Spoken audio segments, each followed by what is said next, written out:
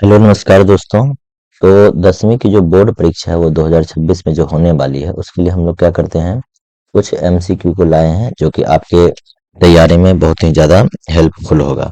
आशा है कि आप लोगों का तैयारी बहुत अच्छे तरीके से हो गए होंगे। तो कुछ एमसीक्यू हैं तो आप लोग देखें कि आपकी तैयारी कैसा है, इसमें से कितना आपका सही होता है, कितना आप लोग जान रहे हैं।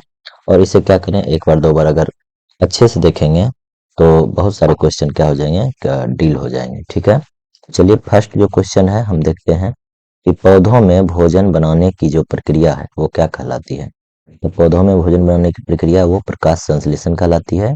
और हम लोग जानते हैं कि प्रकाश संश्लेषण के लिए क्या क्या जरूरी होती है। तो सनलाइट का जरूरत होता है, CO2 का जरूरत होता है, और जल के द्वारा क्या लिया जाता है, जल के द्वारा जल और खनिज लवण का जरूरत हो जाता है।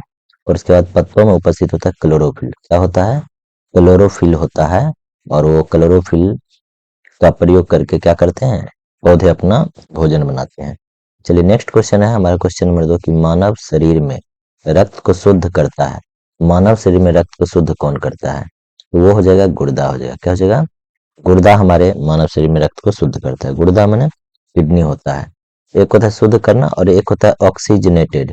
हमारा फेफड़े में क्या होता है, तो फेफड़ा में क्या होता है कि ऑक्सीजन मिलता है। फेफड़ा में क्या होता है, ऑक्सीजन ब्लड के अंदर मिलता है। ठीक है, और हृदय से क्या होता है कि रक्त को पंप किया जाता है। नेक्स्ट क्वेश्चन हमारा क्वेश्चन नंबर 3, प्रकाश संश्लेषण के लिए आवश्यक गैस कौन सा है। प्रकाश संश्लेषण जो होता है हरे पेड़ पौधों में, उसके लिए आवश्यक जो गैस है वो क्या हो जाएगा, तो CO2 हमारा क्या हो जाएगा, राइट आंसर हो जाएगा CO2। CO2 को ग्रहण करता है हरे पेड़ पौधे और ऑक्सीजन को क्या करते हैं, रिलीज करते हैं। ठीक है, चलिए नेक्स्ट जो क्वेश्चन है हमारा, वो नेक्स्ट क्वेश्चन देखते हैं, क्वेश्चन नंबर हमारा 4। क्वेश्चन नंबर हमारा 4 क्या है कि पाचन की शुरुआत कहाँ से होती है। तो पाचन की जो शुरुआत होती है हमारे पाचन तंत्र में वो होती है मुख से। कहाँ से होती है, मुख से शुरुआत होती है पाचन की।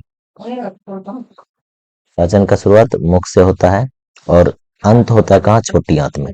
छोटी आंत में पाचन का क्या हो जाता है, अंत हो जाता है। क्या बड़ी आंत में कोई पाचन होता है, तो बड़ी आंत में पाचन नहीं होती है। बड़ी आंत में सिर्फ पानी का क्या हो जाता है, एब्जॉर्प्शन होता है। नेक्स्ट क्वेश्चन है, क्वेश्चन नंबर 5 है कि अनुवांशिक पदार्थ है।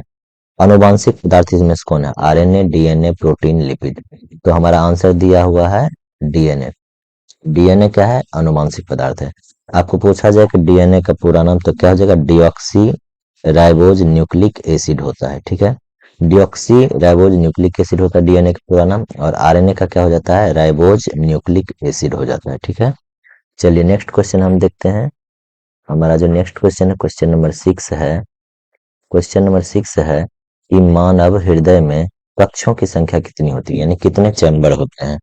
तो मानव हृदय में जो होते हैं 4 चैम्बर होते हैं। कितने चैम्बर होते हैं, 4 कोष्ठक या 4 कक्ष या 4 चैम्बर होते हैं। ठीक है, और 3 किस में होता है, तो उभयचर प्राणी में 3 होते हैं। जैसे मेढक में कितने होते हैं, 3 चैम्बर होते हैं। मछलियों में 2 चैम्बर होते हैं। ठीक है, नेक्स्ट है क्वेश्चन नंबर 7 कि पौधों में जल का परिवहन करता है। तो पौधों में कौन सा ऊतक है जो कि जल का परिवहन करता है, वो करता है जाइलम। पौधों में जाइलम क्या करता है, जल का परिवहन करता है। फ्लोएम क्या करता है, क्योंकि भोजन का परिवहन करता है फ्लोएम। जाइलम जो है जल और खनिज लवण का परिवहन करता है। और हम लोग जानते हैं कि जाइलम जो होता है ये एक दिशीय होता है। जाइलम क्या होता है, एक दिशीय होता है ऊतक, और फ्लोएम द्विदिशीय होता है। इसे भी आप लोग ध्यान रखें। नेक्स्ट क्वेश्चन है क्वेश्चन नंबर 8 कि श्वसन में ऊर्जा का स्रोत है। श्वसन में जो होता है ऊर्जा का स्रोत क्या होता है, तो ग्लूकोज होता है। जो हम श्वसन करते हैं तो वो ऊर्जा का स्रोत क्या होता है, ग्लूकोज। ग्लूकोज से हमें क्या होती है, ऊर्जा मिलती है। नेक्स्ट क्वेश्चन चलिए हम देखते हैं। तो हमारा नेक्स्ट जो क्वेश्चन है क्वेश्चन नंबर 9। क्वेश्चन नंबर 9 है हमारा, क्वेश्चन नंबर 9 है कि वंशागति की इकाई है। तो वंशागति की इकाई क्या है, जीन है। चलिए नेक्स्ट क्वेश्चन है हमारा, क्वेश्चन नंबर 10 है कि रक्त का लाल रंग का कारण क्या होता है। तो क्या होता है, लाल रक्त का कारण हीमोग्लोबिन होता है। हीमोग्लोबिन के ही कारण रक्त का रंग क्या होता है, लाल होता है। ठीक है, चलिए नेक्स्ट क्वेश्चन है क्वेश्चन नंबर 11 कि मानव में श्वसन अंग है। तो मानव का श्वसन अंग इसमें बताना है कौन सा होगा, किडनी, फेफड़ा, यकृत, त्वचा। तो फेफड़ा क्या हो जाएगा, श्वसन अंग के अंदर आता है।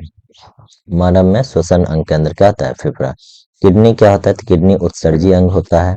ठीक है। यकृत क्या उत्सर्जी अंग है? यकृत भी क्या है, एक तरह से उत्सर्जी अंग होता है। ठीक है। त्वचा भी हमारा क्या होता है, उत्सर्जी अंग होता है, जो कि पसीना का उत्सर्जन करता है। फेफड़ा क्या होता है, श्वसन अंग है। ठीक है। चलिए नेक्स्ट क्वेश्चन है हमारा,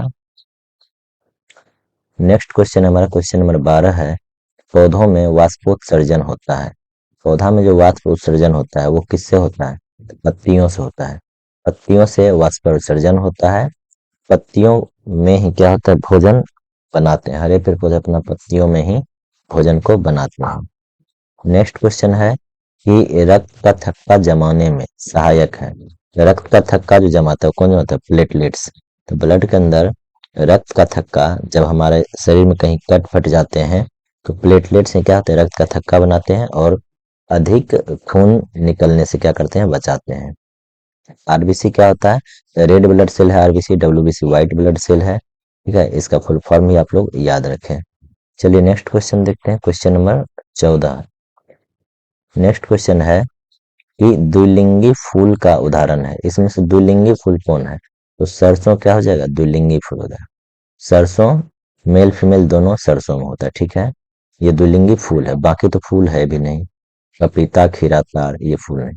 नेक्स्ट क्वेश्चन है कि माइटोसिस होता है। माइटोसिस माने कहाँ होता है, किस में होता है माइटोसिस? तो देह कोशिकाओं में होता है। ठीक है।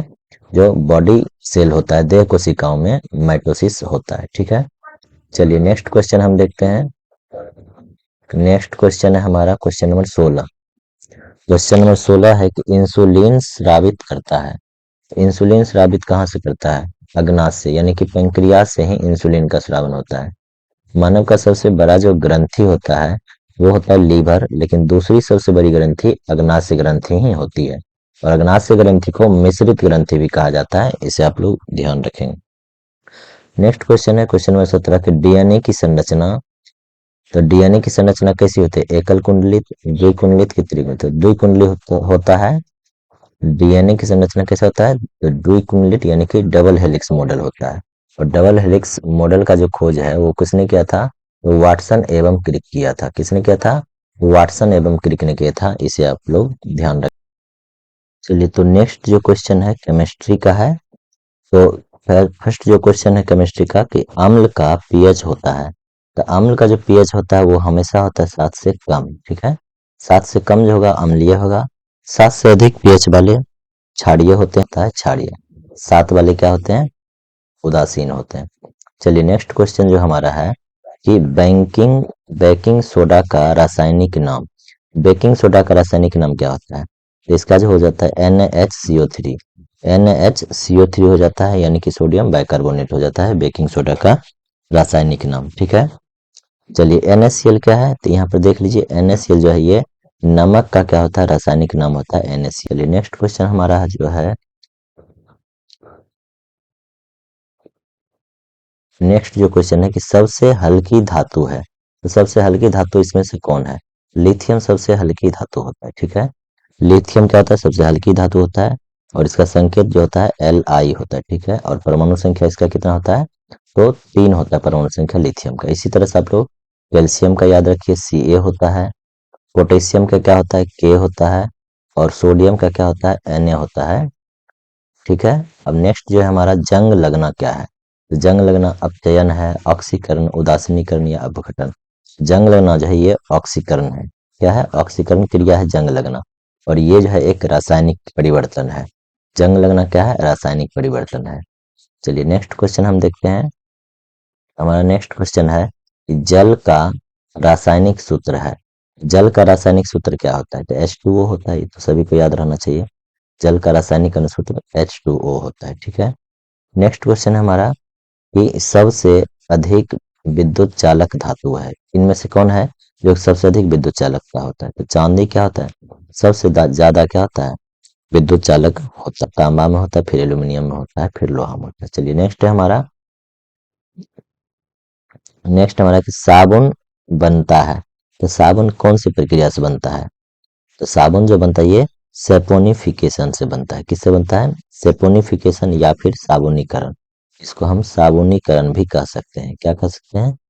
साबुनीकरण प्रक्रिया भी कह सकते हैं। साबुनीकरण प्रक्रिया से साबुन बनता है। चलिए नेक्स्ट हमारा जो क्वेश्चन है वो है क्वेश्चन नंबर 25 है कि pH 7 होता है, तो pH 7 क्या होता है? उदासीन होता है। pH मान जिसका 7 होगा वो क्या होगा? उदासीन होगा। 7 से जिसका pH कम होगा वो अम्लीय प्रकृति का होगा, 7 से अधिक जो होगा वो क्षारीय प्रकृति का होगा। चलिए नेक्स्ट क्वेश्चन है कि धातुओं का गलनांक सामान्यतः, धातुओं का गलनांक क्या होता है? तो सामान्यतः जो होता है अधिक होता है, यानी कि अधिक गलनांक पर वो क्या होता है? अधिक तापमान पर उसका गलन होता है। चलिए नेक्स्ट क्वेश्चन है कि ऑक्सीजन की खोज किसने किया था?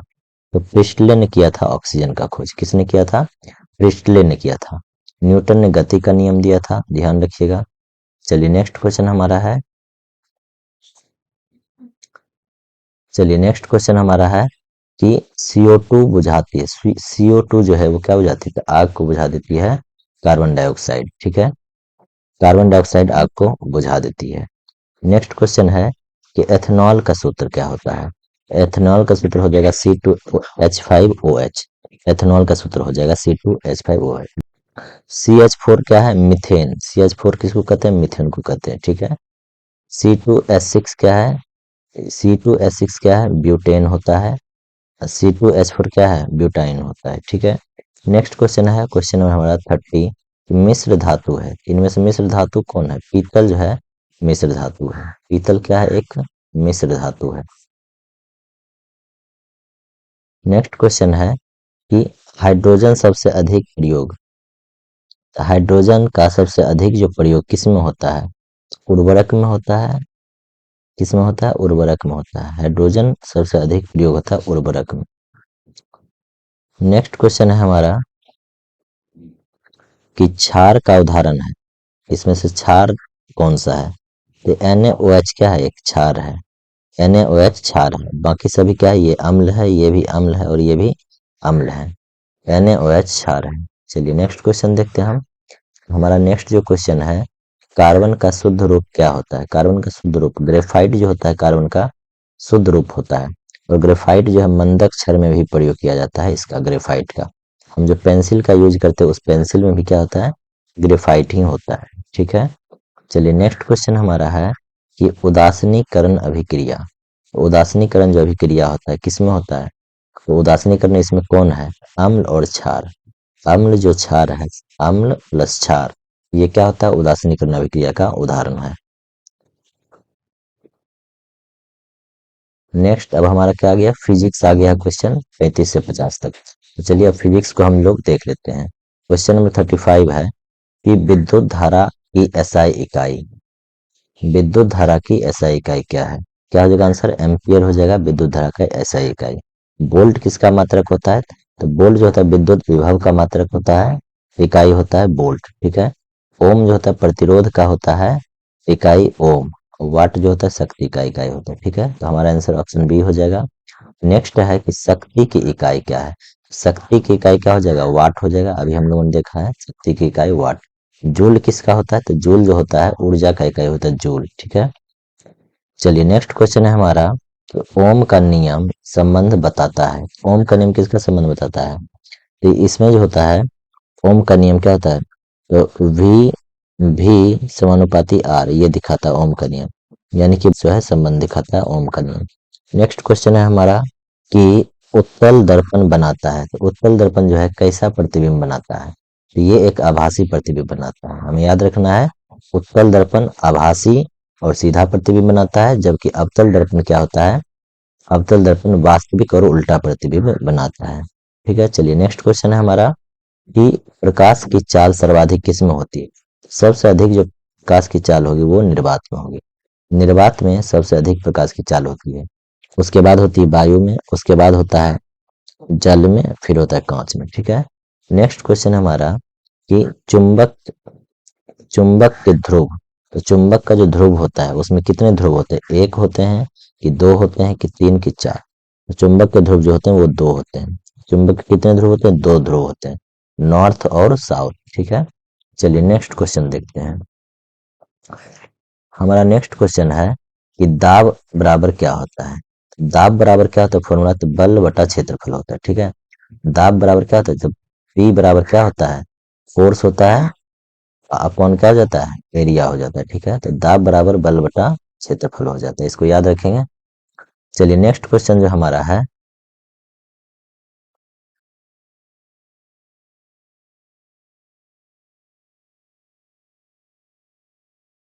नेक्स्ट क्वेश्चन है हमारा कि आवेश की इकाई, आवेश की इकाई क्या होती है, तो कूलॉम होती है आवेश की इकाई। इसको याद रखेंगे। एम्पियर किसकी इकाई होती है, तो विद्युत धारा की इकाई एम्पियर होती है।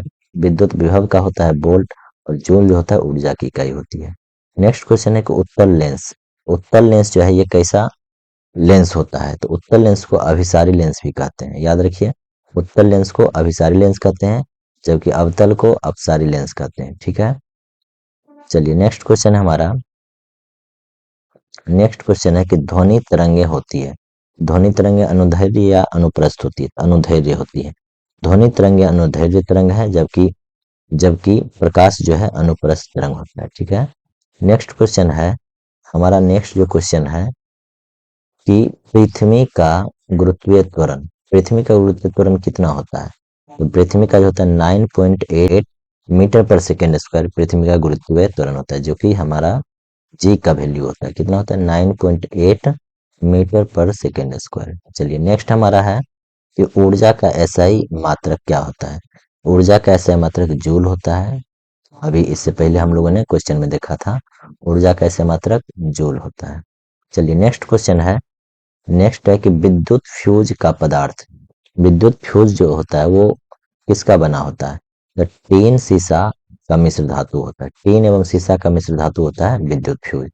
नेक्स्ट क्वेश्चन है कि प्रतिबिंब नियम लागू किया था, प्रतिबिंब नियम जो है किस पर लागू होता है, तो प्रतिबिंब जो नियम होता है ये केवल दर्पण पर लागू होता है, क्योंकि लेंस में क्या होता है, प्रतिबिंब नहीं बनते हैं, तो उसमें प्रतिबिंब नहीं, उसके आर पर हम लोग देख लेते हैं। नेक्स्ट है कि आवृत्ति की इकाई, आवृत्ति का इकाई क्या होता है, हर्ट जो होता है। आवृत्ति की इकाई हर्ट जो होता है। सेकेंड हमारा समय का हो जाता है। मीटर क्या होता है, दूरी का हो जाता है या लंबाई का हो जाता है मीटर। और वाट हमारा शक्ति का इकाई है। नेक्स्ट है कि ऊष्मा का संचरण नहीं होता है।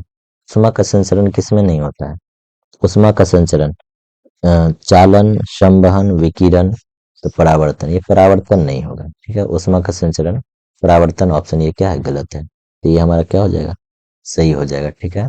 तो इसको भी याद रखें कि यहाँ पर नहीं पूछा गया है, तो इसको ध्यान रखें, किसी किसी में नहीं पूछा जाता है तो उस हिसाब से हमें आंसर देना होता है।